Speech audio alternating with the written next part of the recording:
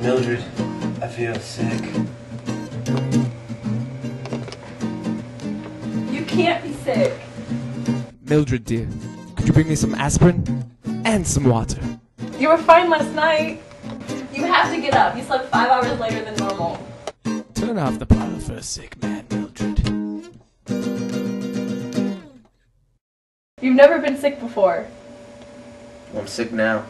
Can't go to work, can I? Call Beatty right now. You were acting funny last night. Did something happen?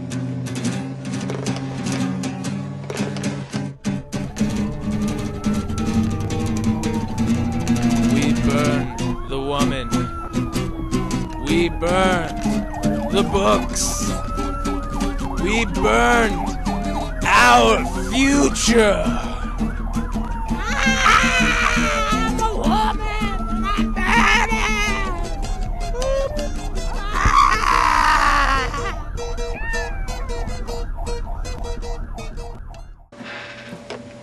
There's a Phoenix car that just drove up and it looks like Captain Beatty. Just go let him in. Tell him I'm sick.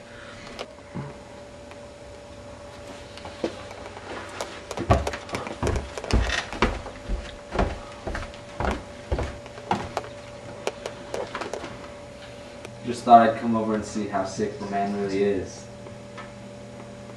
How'd you guess I was sick? I've seen it all. You're gonna call for the night off. When will you be well? Tomorrow. The next day. Maybe the first of the week. Every fireman, sooner or later, hits this. They don't need understanding to know how the wheels turn. You need to know the history of our profession. They don't feed it to the rookies like they used to. Damn No, shame. stop! No, stop! Let me Stop! No, stop, woman! Stop! What's this? Leave me be. Beatty, as you were saying.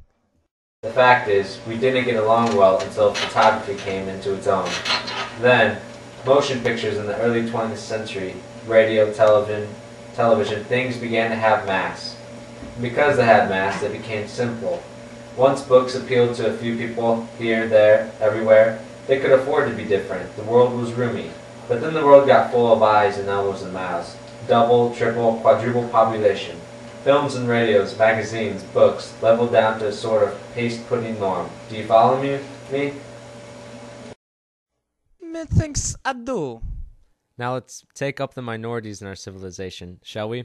Bigger the population, the more minorities. Don't step on the toes of the dog lovers, the cat lovers, doctors, lawyers, merchants, chiefs, Mormons, Baptists, Unitarians, second-generation Chinese, Swedes, Italians, Germans, Texans, Brooklynites, Irishmen, people from Oregon or Mexico. The bigger your market, Montag, the less you handle controversy. Remember that. All the minorities with their navels to be kept clean, authors full of evil thoughts. Lock up your typewriters. They did. Magazines became a nice blend of vanilla tapioca. Books, so the damned snobbish critics said, were dishwasher. No wonder books stopped selling, the critics said.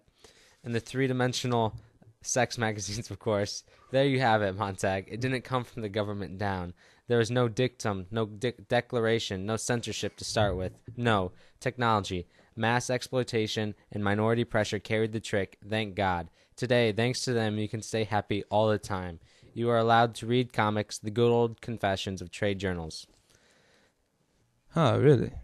Yeah, well, it makes sense, I suppose. Good. You must understand that our civilization is so vast that we can't have our minorities upset and stirred. Ask yourself, what do we want more in this country, above all? People want to be happy. Isn't that right? Haven't you heard it all your life? I want to be happy. People say, well, aren't they? Don't we keep them moving? Don't we give them fun? That's all we live for, isn't it? For pleasure, for titillation. And you must admit, our culture provides plenty of these. But with books around, colored people didn't like Little Black Shampoo. Burn it. White people don't feel good about Uncle Tom's Cabin. Burn it. Someone's written a book on tobacco and cancer of the lungs, and the cigarette people don't like it. Burn it. Burn it all. Burn all the books. It takes like 5 minutes. So you see, without all these books, everyone's happy. But then, I warn you, every once in a while, in a fireman's career, he gets an itch. What do the books say, he wonders? Oh, to scratch that itch, eh? Well, Montag, take my word for it. I have had to read a few in my time to know what I was about, and the books say nothing. Nothing you can teach or believe. They're about non-existence people, figments of imagination, if they're fiction, and if they're non-fiction, it's worse.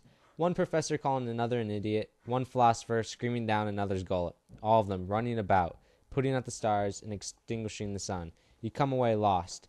Well, let's say if a fireman accidentally, really not intending anything, takes a book home with him.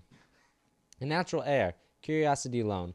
We don't get over anxious or mad. We let the fireman keep a book 24 hours. If he hasn't burned it then, we simply come and burn it for him. Well, Montag, will you take another later shift today? Will we see you tonight? Perhaps? We'd certainly miss you if you didn't show. Well, get well and keep well.